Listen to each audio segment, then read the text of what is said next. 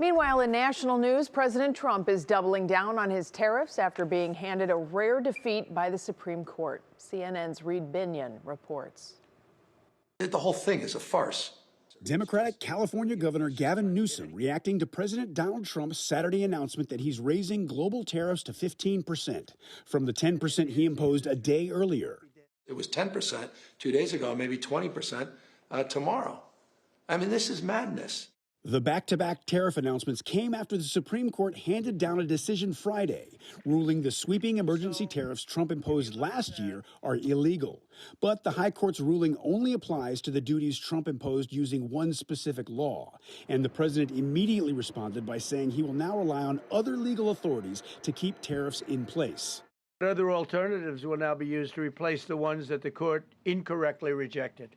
The law Trump is relying on for his new 15% global tariffs requires that Congress approve the duties within 150 days for them to remain in effect.